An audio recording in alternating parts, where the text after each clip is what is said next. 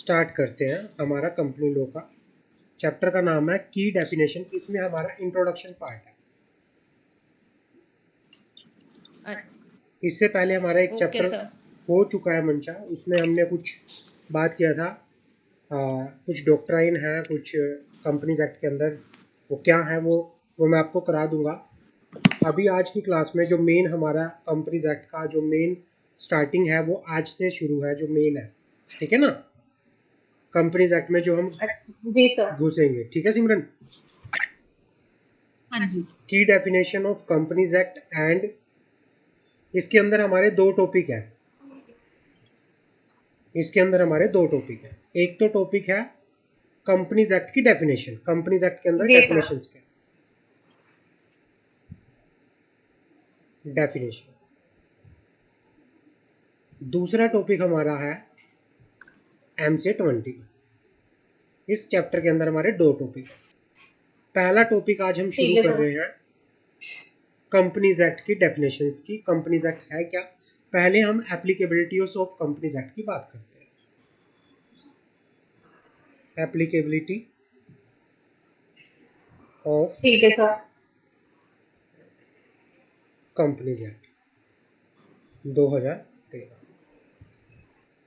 Companies act जो हम ये एक्ट पढ़ रहे हैं उसका नाम है companies act.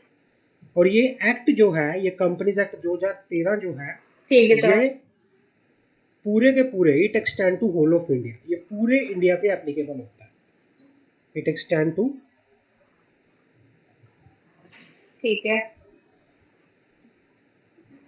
Whole all of over the India, India. ठीक है ना। ये पूरे इंडिया पे एप्लीकेबल होता है। अब क्या है, जी सर। गवर्नमेंट इसमें क्या है कि भाई, अब इसकी एप्लीकेबिलिटी की अगर मैं बात करूं, कौन कौन सी, अब कंपनी के ऊपर, कौन सी कंपनी के ऊपर इसकी एप्लीकेबिलिटी जो ये बात करता है, इसको लिखो सेक्शन 1। सेक्शन 1। एप्लीकेबल। हाँ, हमारा जो चैप्टर ये स्टार्ट हुआ है कंपनीज एक्ट का, इसका नाम जो है एप्लीकेबिलिटी ऑफ कंपनीज एक्ट, जिसमें हम बात करेंगे कंपनीज एक्ट की एप्लीकेबिलिटी की और MC21 के बारे में बात करेंगे। हमारा कंपनीज एक्ट जो है, ठीक है सर। एप्लीकेबिलिटी की अगर मैं बात करूं, वो पूरे इंडिया में एप्लीकेबल है। ऐसा नहीं है कि किसी स्टेट को एग्जम्प्ट कर रखा है, नहीं, पूरे इंडिया पे इक्वली एप्लीकेबल होता है। अब कंपनीज की बात करता हूँ, कौन कौन सी सर कंपनी के। यूनियन टेरिटरी पे भी। हाँ जी, हाँ, क्या कह रहे हो। यूनियन टेरिटरी पे भी एप्लीकेबल है ये सब सारी। पे, even the state, union territory, whatever, sir जो भी है, यूनियन टेरिटरी पे भी एप्लीकेबल सब और। सब पे, होल ऑफ इंडिया इंक्लूड ठीक। एवरीथिंग। ओके। इंडिया की डेफिनेशन में सब कुछ इंक्लूड होता है। स्टेट हो, कुछ हो, सेंटर हो, यूनियन टेरिटरी हो, एवरीथिंग, तो सब कुछ इसके अंदर, मतलब पूरा ठीक है। इंडिया पे एप्लीकेबल होता है कंपनीज एक्ट। जितना भी कंपनीज है इंडिया की, सब पे एप्लीकेबल होता है। अब मैं कंपनी की बात करता हूँ। Applicability of the companies act.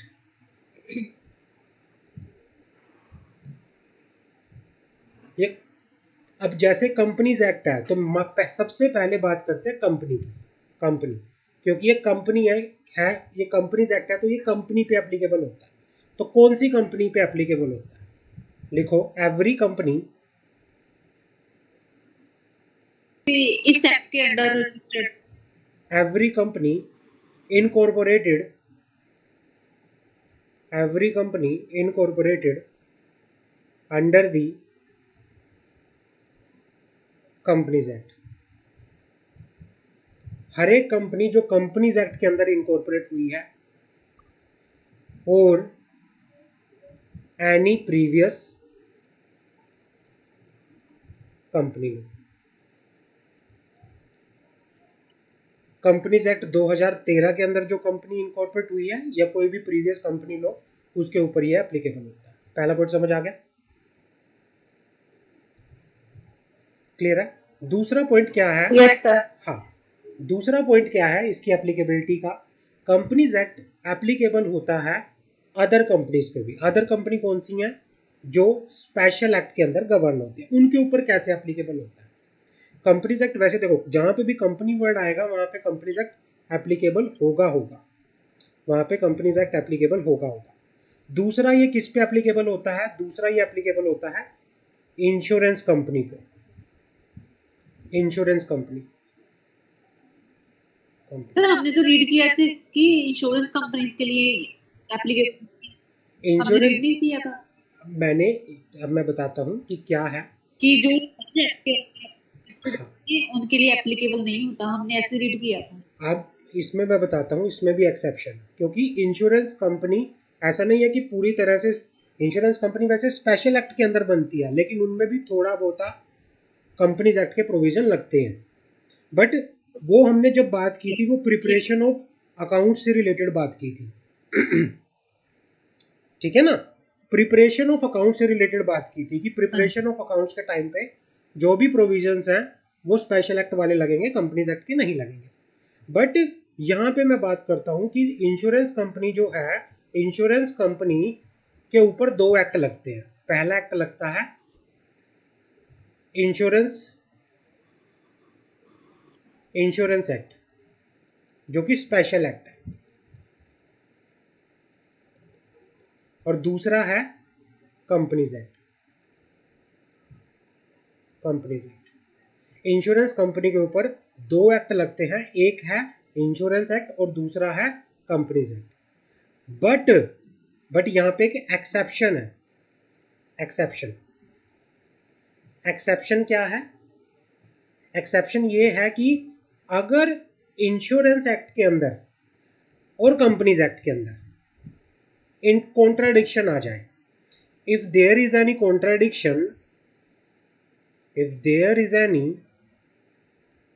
Contradiction, between the Companies Act and insurance act. तो मैंने क्या बताया था आपको, जब मैंने आपको पहले बताया था कि अगर कहीं पे कॉन्ट्राडिक्शन आ जाए, स्पेशल एक्ट में कॉन्ट्राडिक्शन आ जाए या कंपनीज एक्ट में कॉन्ट्राडिक्शन आ जाए, तो कौन सा एक्ट प्रिवेल करेगा? In such a case special act will prevail. In such a case, वैसे तो दोनों कंप्लायंस होंगे, बट जहां पे कॉन्ट्राडिक्शन आ जाए तो in such a case special act prevail करेगा। तो फिर हम स्पेशल एक्ट को प्रेफरेंस देंगे। एप्लीकेबिलिटी दोनों की है, लेकिन प्रेफरेंस हम स्पेशल एक्ट को देंगे। समझ आ गई? सर थोड़ा एक बार और बता दें, समझ नहीं आ रहा। मैं बता देता हूँ। पहले ये समझ आ गया कि कंपनीज एक्ट हर एक उस कंपनी पे लगता है जो इनकॉर्पोरेट हुई है अंडर द कंपनीज एक्ट 2013 के। आपने कंपनीज एक्ट के अंदर जैसे कोई भी कंपनी, मान लो कोई कंपनी है जैसे रिलायंस इंडस्ट्रीज लिमिटेड, ये क्या है? ये कंपनी है, इसके ऊपर कंपनीज एक्ट लगा हुआ है, ये कंपनीज एक्ट के अंदर बनी है। लेकिन कुछ इंश्योरेंस कंपनी होती है, कुछ होती है जैसे इंश्योरेंस कंपनी। अब इंश्योरेंस कंपनी, कई कंपनी है जो इंश्योरेंस का काम करती है, तो अब उनके ऊपर किस तरह से लगेगा? क्योंकि उनका इंश्योरेंस का बिजनेस होता है। जैसे लाइफ इंश्योरेंस कॉर्पोरेशन हो गया, जैसे लाइफ इंश्योरेंस कॉर्पोरेशन हो गया, तो लाइफ इंश्योरेंस कॉर्पोरेशन जो है क्या है? वो इंश्योरेंस एक्ट के अंदर लाइफ इंश्योरेंस कॉर्पोरेशन के ऊपर इंश्योरेंस एक्ट प्लस, क्योंकि ये कॉर्पोरेशन है, कंपनी के प्रोविजंस भी लगते हैं, कंपनीज भी लगता है। बट कई बार क्या होता है, कॉन्ट्राडिक्शन होती है। मान लो LIC के किसी प्रोविजन, LIC वाली कंपनी में, इंश्योरेंस कंपनी में किसी प्रोविजन में लिखा हुआ था कि कंपनीज एक्ट में लिखा हुआ था कि इस कंपनी को audit with in a period of, मतलब 6 months from the closing of financial year करनी है, with in 6 months of closing of financial year करनी है। मान लो इंश्योरेंस एक्ट में लिखा हुआ था विद इन 8 month, तो यहाँ पे कॉन्ट्राडिक्शन है एक चीज को लेके, मतलब यहाँ पे ऑडिट की बात हो रही है लेकिन दोनों एक्ट अलग अलग बात कर रहे हैं। कंपनीज एक्ट अलग बात कर रहा है, कंपनीज एक्ट कह रहा है 6 महीने, तो फिर यहाँ पे कॉन्ट्राडिक्शन है। तो कॉन्ट्राडिक्शन के केस में कौन सा एक्ट प्रिवेल करेगा, बताओगे? अगर जब कॉन्ट्राडिक्शन आ जाए स्पेशल एक्ट में और नॉर्मल एक्ट में, देन कौन सा एक्ट प्रिवेल करेगा? यस सिमरन, स्पेशल एक्ट। तो यहाँ पे स्पेशल एक्ट प्रिवेल करेगा। यहाँ पे जो भी कंपनी स्पेशल एक्ट के अंदर बनी है, हम फिर स्पेशल एक्ट को क्या देंगे, प्रेफरेंस देंगे। समझ आ गई? क्लियर है? Yes sir. हाँ ऐसे, हाँ ऐसे ही क्या है, दूसरा एग्जांपल मैं लेता हूँ। दूसरा है banking company. Banking company, banking company के ऊपर भी 2 एक्ट लगते हैं। पहला एक्ट लगता है बैंकिंग कंपनी के ऊपर, पहला एक्ट लगता है banking regulation, banking regulation, banking regulation act, और दूसरा लगता है कंपनीज एक्ट, कंपनीज एक्ट। अब ये कौन सा होता है? एग्जाम्पल के तौर पे मैं HDFC लिमिटेड की बात करूं। HDFC लिमिटेड, HDFC लिमिटेड एक कंपनी है, बट ये कौन सी कंपनी है? ये बैंकिंग सेक्टर में काम करती है। इसके बिजनेस क्या है? बैंकिंग है, क्योंकि फिर ये बैंकिंग एक्ट लगता है इसके ऊपर, और दूसरा इसके ऊपर कंपनीज एक्ट लगता है। लेकिन क्योंकि ये स्पेशल एक्ट के अंदर बनती है, तो ये प्रेफरेंस किसको देगी? स्पेशल एक्ट को देगी। वैसे तो दोनों प्रोविजन लगेंगे, लेकिन जहां पर जितने लेवल तक कॉन्ट्राडिक्शन होगा, तो जहां तक कॉन्ट्राडिक्शन होगा, कॉन्ट्राडिक्शन के केस में फिर स्पेशल एक्ट मतलब बैंकिंग रेगुलेशन को प्रेफरेंस मिलेगी। बैंकिंग रेगुलेशन को हम प्रेफरेंस देके यहाँ पर चलेंगे। क्लियर है? समझ आ गई? Yes sir. ये भी क्लियर हो गया? हाँ जी। तीसरी कंपनी होती है, हाँ जी क्लियर है। Yes sir. हाँ, electricity generation company, electricity generation company, जिसका business electricity generation and supply में है। जैसे हमारे पास एग्जांपल लेता हूं मैं कंपनी का, रिलायंस पावर, रिलायंस पावर, या फिर उसके बाद मैं बात करता हूं अदानी पावर की,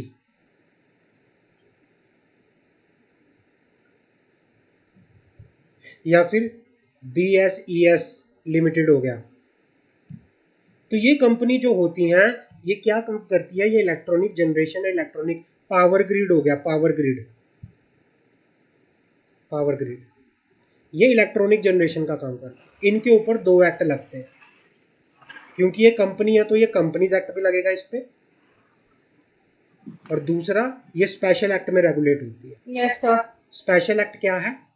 स्पेशल एक्ट मतलब इलेक्ट्रिसिटी एक्ट, इलेक्ट्रिसिटी एक्ट। दोनों एक्ट के प्रोविजन को देखेंगे, बट जहां पर दोनों एक्ट में क्या आ जाए, कॉन्ट्राडिक्शन आ जाए, क्या आ जाए? कॉन्ट्राडिक्शन आ जाए, तो कौन सा एक्ट प्रिवेल करेगा? Which act will prevail? ये स्पेशल एक्ट है और ये नॉर्मल एक्ट है, कंपनीज एक्ट हमारा जनरल एक्ट। तो स्पेशल एक्ट हमारा इलेक्ट्रिसिटी एक्ट क्या करेगा? प्रिवेल करेगा। क्लियर है? Special act. क्लियर है? समझ आ गई? तो ऐसे ही, ये तो एग्जांपल थे, ये मैंने 3 लिए। ऐसे ही होता है any other company, yes sir. Any other company which covered, yes sir. Which covered under the special act, special act. तो उस केस में स्पेशल एक्ट क्या करेगा? प्रिवेल करेगा, जहां पर कंपनी एक्ट के साथ उसकी क्या आ रही है? कॉन्ट्राडिक्शन आ रही है। If any provision of the companies act, लिखो, if any provision of the companies act of the companies act, any provision of the Companies Act has contradiction, has contradicted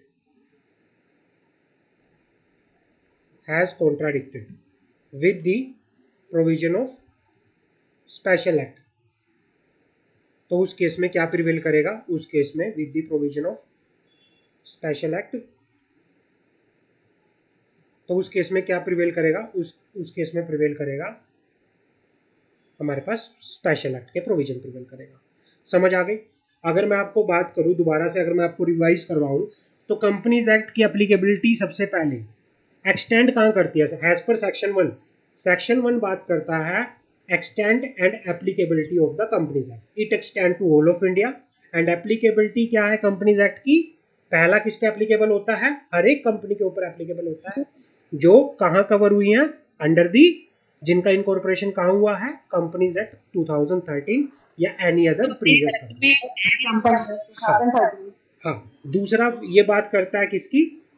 insurance company. Insurance company का example क्या है? LIC, GIC, HDFC life, जो भी HDFC का insurance company sector है, या फिर कोई भी वो हो गया रेलीगेयर कंपनी हो गई जिसका इंश्योरेंस का बिजनेस होता है, तो ये सारी कंपनी जो है ये इंश्योरेंस सेक्टर में काम करती हैं। तो इनके लिए अलग से एक्ट है इंश्योरेंस एक्ट। इंश्योरेंस एक्ट इनके लिए अलग से है, ये स्पेशल एक्ट के अंदर बनती है। तो वैसे तो दोनों एक्ट एप्लीकेबल होंगे, but where the provision of contract और where the provision of companies act contradict with the provision of insurance act, in such a case insurance act will prevail over the companies act. तो insurance act applicable है। Clear है? और same ऐसे ही banking company और any other company जो special act में बनती है। क्लियर है? समझ आ गई? एक बार पढ़ लेते हैं इसमें से, फिर अपना कंसेप्ट हमारा ये क्लियर हो जाएगा। समझ आ गई? हाँ जी। हाँ, तो ये रहा हमारे इसमें। एक बार पढ़ लेते हैं क्या कहना चाह रहा है बुक में भी। Applicability of the companies act, it extend to whole of India. समझ आ गई? और उसके बाद the government has vested with the power to enforce different provision of the act different point of time and it is not mandatory to enforce the entire bill in the totality. That is not, ये वाला relevant नहीं है, तो इसको आप काट भी सकते हो। दिस इज नॉट रेलिवेंट, इसको आप काट भी सकते हो। तो सबसे पहले क्या है? एक्ट का नाम कंपनीज एक्ट है, extend to whole of India. Apply किस पे होता है? हर एक कंपनी पे जो कंपनीज एक्ट के अंदर बनी है या किसी प्रीवियस कंपनीज एक्ट के अंदर बनी है। दूसरा किस पे एप्लीकेबल होता है? इंश्योरेंस कंपनी पे। But where the provision of companies act inconsistent with the provision of insurance act, then in such a case provision of special act, मतलब इंश्योरेंस एक्ट विल प्रिवेल। और थर्ड, बैंकिंग कंपनी के case में special act लगता है banking regulation act, जहां पर companies act के provision inconsistent है किससे? बैंकिंग रेगुलेशन एक्ट से। तो फिर वहां पर बैंकिंग रेगुलेशन वो क्या होगा? एप्लीकेबल होगा। इसने साफ साफ लिखा है। वैसे तो इंश्योरेंस कंपनी पर लगेगा, एक्सेप्ट सिर्फ उस सिचुएशन को छोड़ के जहां पर कंपनीज एक्ट के प्रोविजन कॉन्ट्राडिक्ट कर रहे हैं, इनकंसिस्टेंट हैं with the provision of insurance act. और ऐसे ही बैंकिंग कंपनी, एक्सेप्ट इसको छोड़ के कि जहां पर कंपनीज एक्ट के प्रोविजन इनकंसिस्टेंट है बैंकिंग रेगुलेशन से, और company engage in the generation of supply and generation of electricity, उस पर भी लगेगा। बट इस सिचुएशन को छोड़ के, एक्सेप्ट मतलब इस सिचुएशन को छोड़ के जहां पर कंपनीज एक्ट के प्रोविजन इनकंसिस्टेंट है with the provision of electricity act, या फिर any other company govern under the special act, तो उसमें भी इसी तरह से एप्लीकेबल हो गया पर चले। क्लियर है? यहां तक क्लियर है? हाँ जी। हाँ, यस सर। हाँ, और सेंट्रल गवर्नमेंट किसी भी बॉडी कॉर्पोरेट को नोटिफाई कर सकता है कि जिसके ऊपर क्या है? कंपनीज एक्ट की एप्लीकेबिलिटी आ सकती है, तो वो सेंट्रल गवर्नमेंट के पास पावर है। तो ये हमारा एप्लीकेबिलिटी का समझ आ गया, प्रोविजन 1 समझ आ गया। क्लियर है? Any doubt in it? कोई डाउट? नहीं सर। ठीक है। अब बात आती है डेफिनेशन की। अब आगे बढ़ते हैं डेफिनेशन पे। सबसे पहले डेफिनेशन जो है कंपनी की डेफिनेशन का सेक्शन याद कर लेना, क्योंकि OMR में भी पूछ सकता है आपसे। सेक्शन 2 क्लोज 20 OMR का आएगा तो OMR में आपसे पूछेगा सेक्शन 2 क्लोज 20 और सेक्शन 2 क्लोज 20 जो है कंपनी की डेफिनेशन। कंपनी की डेफिनेशन क्या है, हमने पहले भी बात की थी। Company means company incorporated under the companies act और any other previous company law. Previous company law कौन सा था, कोई बताएगा? 1956 सेक्शन 1956। सेक्शन 1956 इससे प्रीवियस कंपनी लॉ था। उससे पुराना कंपनी लॉ था सेक्शन 1918 1918। तो ये हमारे प्रीवियस कंपनी लॉ थे। तो कोई भी कंपनी जो कंपनीज एक्ट 2013 में बनी है या किसी पुराने कंपनी लॉ सेक्शन उसमें 1956 या 1980 में बनी है या 1930 भी था एक, उसमें बनी है, तो वो क्या है, कंपनी की डेफिनेशन में आता है। अब एक आता है कंपनी लिमिटेड बाय गारंटी। अब मैंने आपको एक चीज बताई थी, सेम चीज वही यहाँ पे है। मैंने आपको बताया था, क्लासिफिकेशन दिया था, मैंने क्लासिफिकेशन बताया था classes of company. Yes sir. Classes of हाँ कंपनी, जी। पूरा क्लासिफिकेशन एक बार मैं दोबारा से बता देता हूँ। क्लासेस ऑफ कंपनी, अगर आपसे कोई पूछे कंपनी कितने तरह की होती है,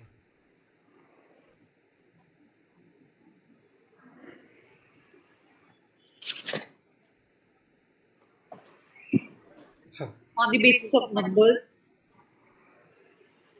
क्लासेस ऑफ कंपनी, कंपनी की क्लास कितने तरह की होती है। कंपनीज एक्ट के अंदर हम कितने तरह की कंपनी पढ़ते हैं।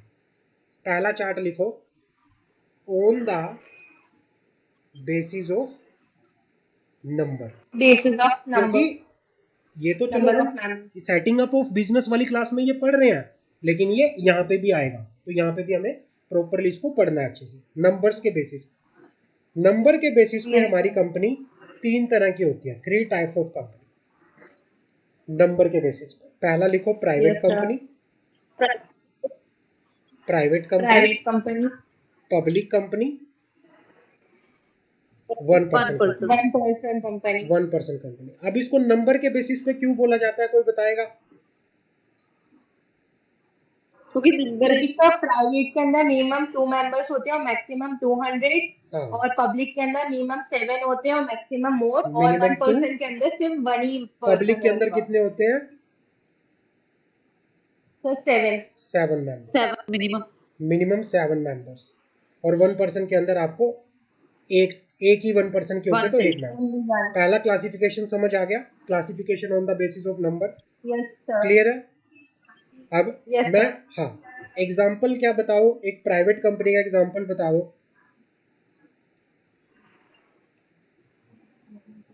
कोई भी, कोई नाम कुछ भी बता दो, कुछ भी, कैसा भी। प्राइवेट कंपनी के नाम के पीछे क्या लगता है? Sir private limited. Private limited, private Reliance भी तो लिमिटेड। प्राइवेट है। पब्लिक कंपनी के नाम के पीछे क्या लगता है? Public limited. इसके पीछे लगता है लिमिटेड। और 1% कंपनी के नाम के पीछे ओपीसी Yes, लगता sir. है हमेशा, ओपीसी। ऐसे ही दूसरा क्लासिफिकेशन क्या था? सर 1% कंपनी सिर्फ प्राइवेट होती है। हाँ, 1% कंपनी सिर्फ प्राइवेट होती है। 1% company is a form of private company, क्योंकि पब्लिक कंपनी को बनाने के लिए कम से कम 7 लोग चाहिए। तो 7 लोग चाहिए तभी पब्लिक Yes, कंपनी sir. बनेगी। बट ओपीसी जो है, ओपीसी एक प्राइवेट कंपनी का ही टाइप होती है। ठीक है ना? ठीक है सर। हाँ, दूसरा टाइप बताओ। पहला क्लासिफिकेशन हमने कर लिया, on the basis of liability. On the basis of liability. Liability, liability के बेसिस पे हमारी कंपनी जो होती है 3 तरह की होती है, 3 टाइप्स। पहला, company limited bye limited by shares. हमारी कंपनी होती है कंपनी लिमिटेड बाय शेयर्स। दूसरी कंपनी होती है company limited by guarantee. Guarantee. तीसरी Guarantee. कंपनी होती है unlimited company, unlimited company. Unlimited. Clear है? समझ आ गई? Yes, sir. हाँ, अब Yes, sir. Company limited by share का मीनिंग क्या होता है? Where company the liability of the members is limited to the company unpaid limited by calls and issues. Shares के केस में मेंबर की लायबिलिटी, तो देखो, क्योंकि कंपनी लिमिटेड बाय शेयर का मतलब इट मींस मेंबर की लायबिलिटी जो होगी, मेंबर इज लायबिलिटी Limited है. लिमिटेड होती है, Is limited to limited. the extent of shares. Member की लायबिलिटी, क्योंकि ये लिमिटेड बाय शेयर्स है, मान लो रिलायंस कंपनी है, रिलायंस शेयर्स परचेज कर रखे हैं आपने रिलायंस कंपनी के। Yes, sir. रिलायंस कंपनी का मान लो शेयर्स है 2500 का, ठीक है ना? 2500 Yes, रुपीज sir. का शेयर्स था। मान लो आपने शेयर्स का भी पैसा दिया हुआ है 1500 रुपये ओनली, ठीक है ना? और अभी आपको ये आपने पेड किया हुआ है, और अभी आपको कितना पे करना है? 1000 और पे कर, ये अनपेड अमाउंट है, अनपेड। तो आपकी लायबिलिटी कितने रुपए की होगी? अगर मैं आपसे बोलूं company limited by shares, member is liability limited to the unpaid amount. Hello. Hello, आवाज आ रही है? Yes, sir. हाँ, कि भाई रिलायंस का शेयर आप लोगों ने ले रखा था, रिलायंस का शेयर आप लोगों ने ले रखा था, जिसमें रिलायंस में मान लो आपने जब इन्वेस्टमेंट की 1500 रुपये आपने पे कर रखे थे, 1500 रुपीज आपने पे कर रखे थे, लेकिन 1000 रुपीज अभी आपके अनपेड थी। तो मेंबर की लायबिलिटी, मैं देखो डेफिनेशन लिखता हूं क्या होता है कंपनी लिमिटेड बाय शेयर्स में। Member is liability limited to the unpaid amount of share to the extent of sir तो फिर अनपेड अमाउंट सर ऑफ तो शेयर। मेंबर की लायबिलिटी 1000 होगी फिर, हाँ क्योंकि अनपेड अमाउंट तो 1000 है. हाँ, तो मेंबर की लायबिलिटी कहाँ तक लिमिटेड होगी? सिर्फ 1000 रुपये तक की होगी। क्या कंपनी आपसे 1000 से ज्यादा ले सकती है पैसा कंपनी लिमिटेड बाय शेयर्स में? No sir. नहीं ले सकती, नहीं। क्योंकि आपकी लायबिलिटी ही सिर्फ 1000 रुपये की है, तो आपको पे ही 1000 रुपया करना है। क्लियर है? Yes sir. दूसरा आता है कंपनी लिमिटेड बाय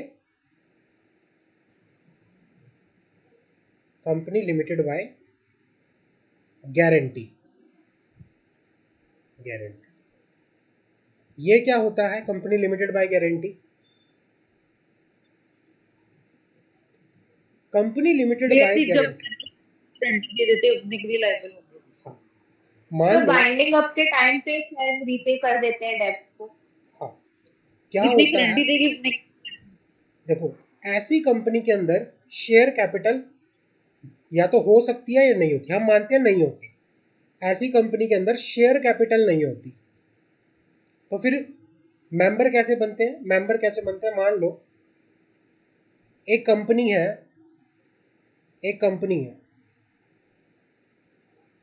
कंपनी के 3 शेयर होल्डर हैं, सिमरन, अद्रिति और मंशा। 3 शेयर होल्डर कंपनी के, सॉरी मेंबर, यहाँ पे शेयर होल्डर नहीं कहेंगे, यहाँ पे मेंबर कहेंगे। शेयर होल्डर उस टर्म में यूज किया जाता है जहाँ पे कंपनी के शेयर्स होते हैं, लेकिन यहाँ पे कंपनी के शेयर नहीं है, यहाँ पे कंपनी लिमिटेड बाय गारंटी। अब क्या हुआ, सिमरन ने कंपनी को गारंटी दी कि जब कंपनी वाइंड अप में चली जाएगी, वाइंडिंग अप का मतलब क्या होता है बताओगे? वाइंडिंग अप का मतलब होता है क्लोजर ऑफ द कंपनी। जब कंपनी क्या होती है? बंद होती है, बंद होने लगती है. कंपनी जब बंद होती है तो कंपनी को अपने डेट को रिपे करना पड़ता है, सारे डेट्स को क्या करना पड़ता है? रिपे करना पड़ता है। तो यस सर. हाँ, कंपनी के मेंबर के तौर पे मान लो सिमरन ने बोला कि भाई जब कंपनी वाइंड अप प्रोसीडिंग में चली जाएगी I am guaranteeing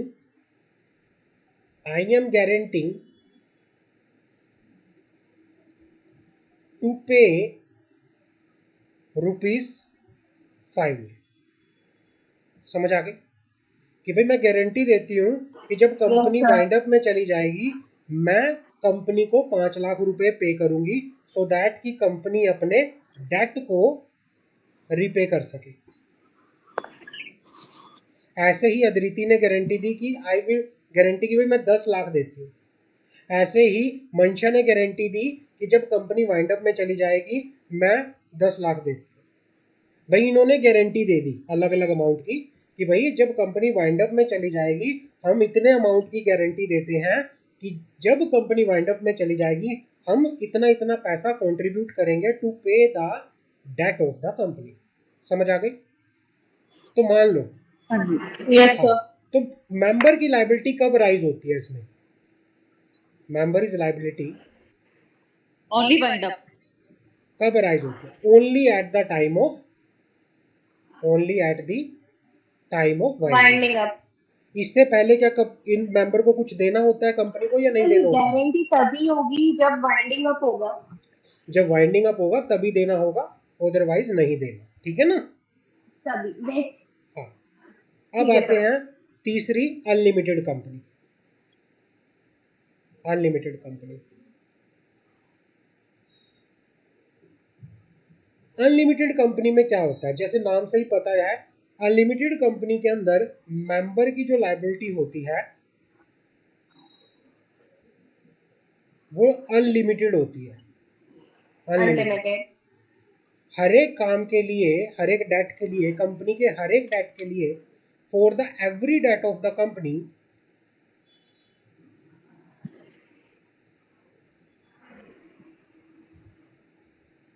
कंपनी के हर एक डेट के लिए कौन लाइबल होता है? मेंबर पर्सनली लाइबल होता है। समझ आ गई? अनलिमिटेड कंपनी के केस में कंपनी के हर एक Yes, डेट sir. के लिए मेंबर की लाइबिलिटी अनलिमिटेड होती है, मेंबर पर्सनली लाइबल होता है। क्लियर है? तो ये हो गया classification on the basis of liability. दोनों क्लासिफिकेशन का समझ आ गया? Liabilities. Classification on the basis of number, Yes, sir. Classification on the basis of liability. समझ आ गया? Liabilities. क्लियर है? Yes, sir. आगे बढ़ सकते हैं हम। Yes, sir. Third classification. Third classification हमारा क्लासिफिकेशन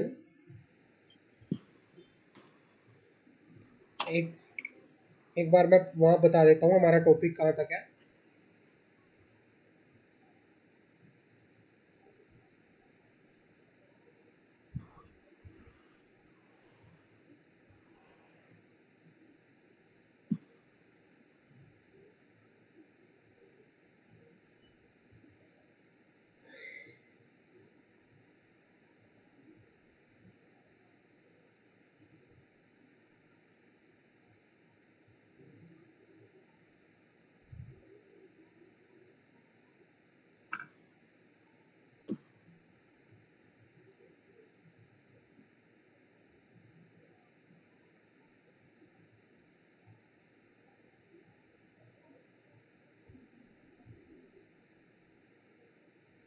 हाँ, तो company limited by share guarantee का समझ आ गया। Means a company having the liability of member limited by the memorandum to such amount has the member may respectfully undertake to contribute to the asset of the company in the event of winding up. Clear है? समझ आ गया? Section 2 clause Yes, sir. 21। Section आपको याद करना है। इसका section क्या है? इसका सेक्शन है सेक्शन 2 क्लोज 21। क्लियर है? कंपनी लिमिटेड बाय शेयर समझ आ गया। Section 2 Yes, close sir. 22। Clear है? आगे बढ़ते हैं। यहां तक क्लियर है? Yes, sir. हाँ, आगे बात कर लेते हैं हमारा नेक्स्ट क्लासिफिकेशन। जी। आगे ये सारा ही आएगा तो हम क्लासिफिकेशन सारा ही बात कर लेते हैं।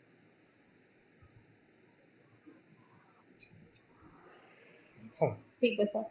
Classification on the basis of किसके बेसिस पे था नेक्स्ट क्लासिफिकेशन हमारा? Classification on the basis of Incorporate. Incorporation. Incorporate.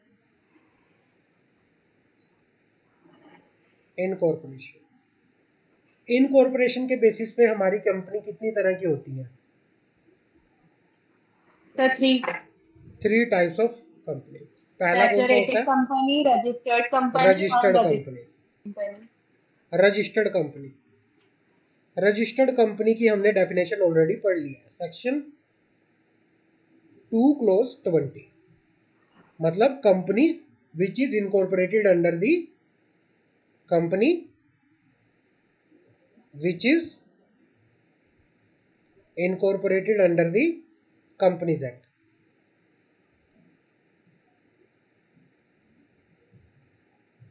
Yes, sir. जो कंपनी कंपनीज एक्ट के अंदर 2013 के अंदर क्या हुई है? इनकॉर्पोरेट हुई है, या एनी प्रीवियस कंपनी। समझ आ गई? ये हमने पढ़ लिया ऑलरेडी। Yes, sir. दूसरा क्या था? Statutory company. Unregistered. Statutory company, statutory company वो कंपनी होती है जो स्पेशल एक्ट में इनकॉर्पोरेट होती है। Special act. अब स्पेशल एक्ट में कौन कौन सी कंपनी है हमारी? Insurance company, Insurance company, banking company, banking, banking company, और तीसरा हमारा ये जो हमने पढ़ा इलेक्ट्रिसिटी जनरेशन एक्सेट्रा। ये हमारी कंपनी क्या है? स्टैट्यूटरी कंपनी के कैटेगरी में आती है। और लास्ट हमारी कौन सी कंपनी है? Unregistered company. Unregistered unregistered. Company वो कंपनी जो रजिस्टर्ड नहीं हुई, जो रजिस्टर्ड नहीं हुई अभी तक। 3 क्लासिफिकेशन समझ आ गए? कंपनी क्लासिफिकेशन, एक्ट के अंदर। हाँ, क्लासिफिकेशन के बेसिस पे Yes, हमने sir. Public company, private company और 1 पर्सन कंपनी। तो पहले क्लासिफिकेशन के बेसिस पे हमने निकाला पब्लिक कंपनी। तो हमारी डेफिनेशन जो भी आ रही है एक बार ये पढ़ लेते हैं।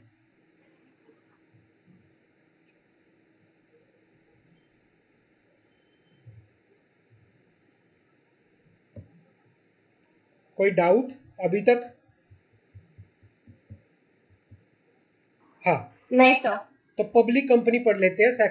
पब्लिक कंपनी का सेक्शन नोट कर लो, section 2 clause 71। Section 2 clause. Reliance industry limited, Reliance industry limited ये क्या है? पब्लिक कंपनी है, जिसके नाम के पीछे लिमिटेड लगा होता है। Public company means a company which is not a private company, जिसकी minimum paid share capital has been prescribe provided that, ये मोस्ट इंपॉर्टेंट है, इसको नोट कर लो, मोस्ट इंपॉर्टेंट। कोई भी कंपनी अगर पब्लिक कंपनी की सब्सिडरी है, चाहे वो प्राइवेट कंपनी भी है, उसको कंपनीज एक्ट के अंदर ट्रीट किया जाएगा एज अ पब्लिक कंपनी। समझ आ गई मैं क्या कहना चाह रहा हूं? इस बात को समझना मैं क्या कहना चाह रहा हूं। Any company which is the any company which is the subsidiary of a public company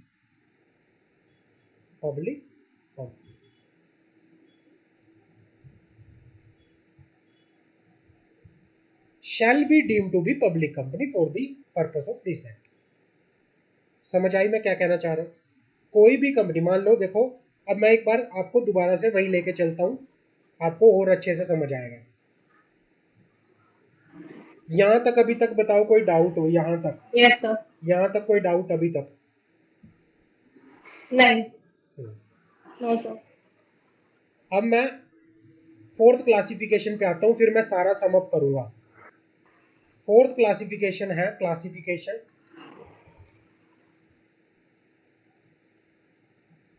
on the basis of on the basis of control.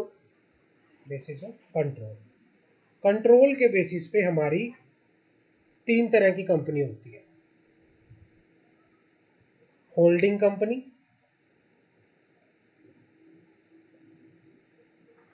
Subsidiary company, subsidiary,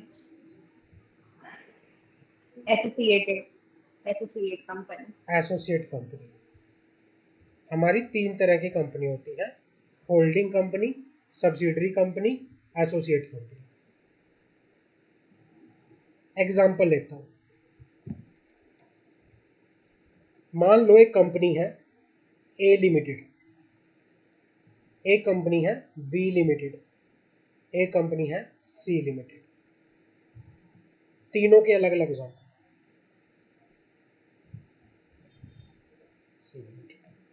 पहले बात करते हैं इस वाली कंपनी की।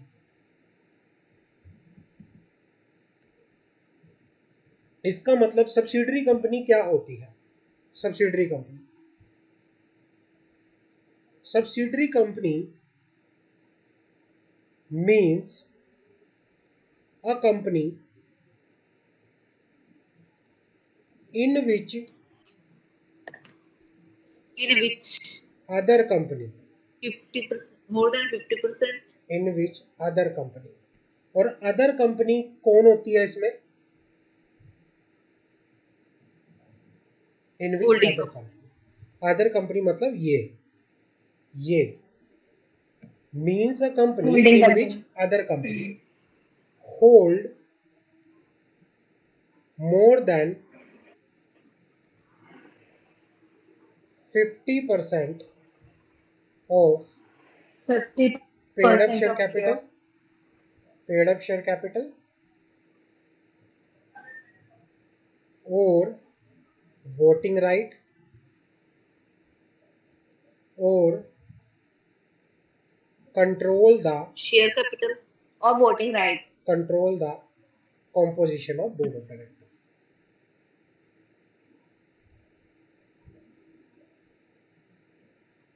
समझ आ गई?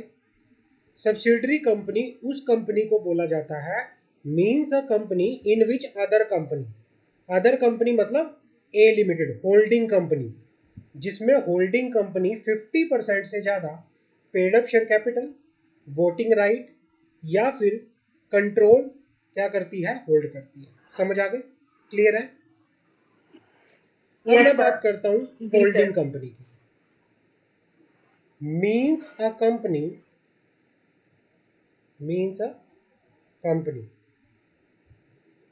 which hold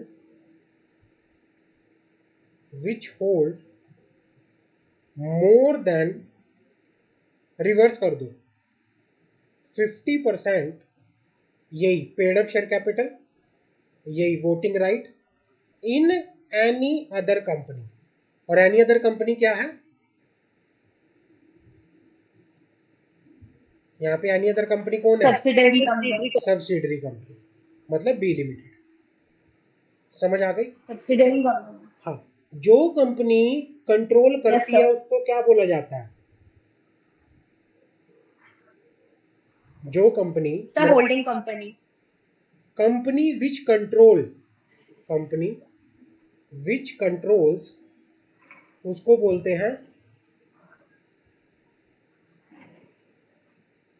holding company. और जिसको कंट्रोल करती है,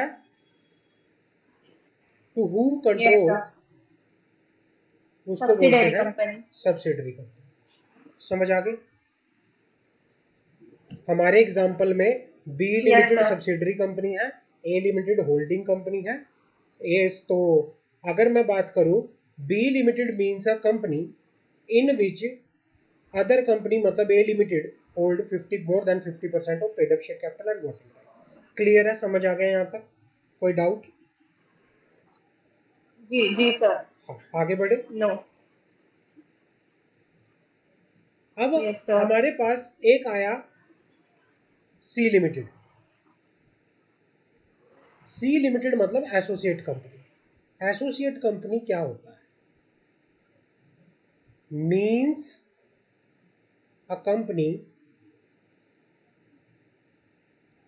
in which in which other company has other company 20% influence. has the significant influence. Significant influence. Significant influence. अब सिग्निफिकेंट इन्फ्लुएंस का मतलब क्या होता है? जैसा फ्रेंड सर्कल में मान लो दो फ्रेंड हैं, देयर आर टू फ्रेंड्स. हमारा फ्रेंड सर्कल होता है, हमारा कोई क्लोज फ्रेंड होता है, एक फ्रेंड का दूसरे फ्रेंड के ऊपर इन्फ्लुएंस होता है. मान लो ए और बी दो फ्रेंड है, बी ए की सारी बातें मानता है, ए जो भी कह देता है वो बी फट से मान लेता है. इट मीन्स कि ए का बी के ऊपर सिग्निफिकेंट इन्फ्लुएंस है. ऐसे ही कंपनी होती है. कंट्रोल है. हाँ, जैसे एक कंपनी का अगर दूसरी कंपनी के ऊपर सिग्निफिकेंट इन्फ्लुएंस है तो बोलेंगे वो उसकी क्या है, एसोसिएट कंपनी है. अब सिग्निफिकेंट इन्फ्लुएंस क्या होता है? सर एक क्वेश्चन था. हाँ जी, हाँ जी. तो फिर एसोसिएट कंपनी और सब्सिडरी कंपनी में क्या डिफरेंस होगा? किसमें? एसोसिएट कंपनी और इसमें सब्सिडरी कंपनी में. हाँ, मैं पहले एक बार बता जी देता हूँ. सर. सिग्निफिकेंट कंट्रोल तो दोनों में ही हो रहा है. 30% आपको कहता कि 20% होगा इन्फ्लुएंस सिग्निफिकेंट इन्फ्लुएंस क्या होता है और ये बात मैक्सिमम करते 50 तक जा सकता है. Significant influence. सिग्निफिकेंट इन्फ्लुएंस का मतलब होता है अगर Yes, sir. एक कंपनी का, if any company hold 20% or more, any company hold 20% or hold voting right या share capital in any other company,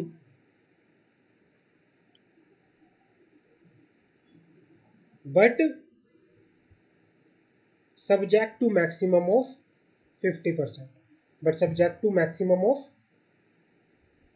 50%. बस अगर एक कंपनी, मैं दोबारा से लिखता हूँ, एक कंपनी है ए लिमिटेड, एक कंपनी है B limited.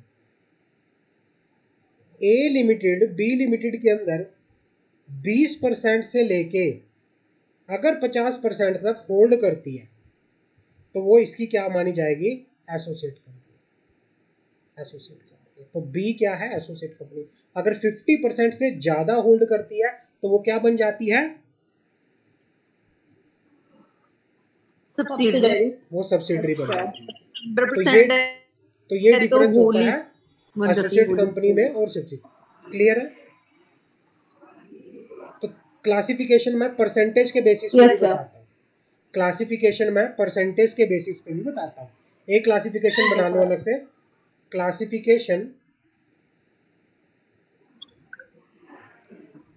Classification on the basis of percentage.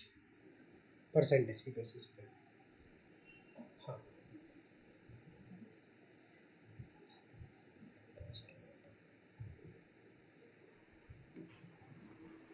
लिखो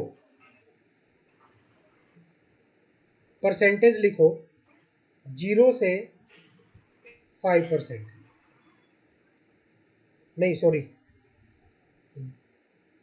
1 से लिखो 19%. 19%. इसको और थोड़ा सा इलेबोरेट कर देते हैं, मैं और खोल देता हूँ इसको. परसेंटेज के बेसिस पे क्लासिफिकेशन में थोड़ा और बता देता हूँ. इसको मैं थोड़ा और खोल देता हूँ. हाँ, यहाँ पे लिखो, एक लिखो क्लासिफिकेशन 1 से लेके 4%. एक लिखो 5% से लेके 19%. एक लिखो 20% से लेके 50%. एंड एक लिखो 51% से लेके 99%. और एक लिखो 100%. 100%. यहाँ पर अगर कोई कंपनी अगर कोई कंपनी मान लो किसी दूसरी कंपनी के अंदर, अगर एक कंपनी किसी दूसरी कंपनी के अंदर, दो कंपनी है ए लिमिटेड बी लिमिटेड, अगर ए लिमिटेड बी लिमिटेड के अंदर 1 से लेके 4% तक होल्ड करती है तो इसको बोला जाता है नॉर्मल मेंबर कंपनी। मेंबर, इसको बोला जाता है मेंबर कंपनी। ये इसकी क्या है? Member company. अगर कोई कंपनी, अगर मान लो ए लिमिटेड है और वो बी लिमिटेड के अंदर 5% से लेके 19% तक होल्ड करती है, उसको बोला जाता है कंपनी हैविंग सिग्निफिकेंट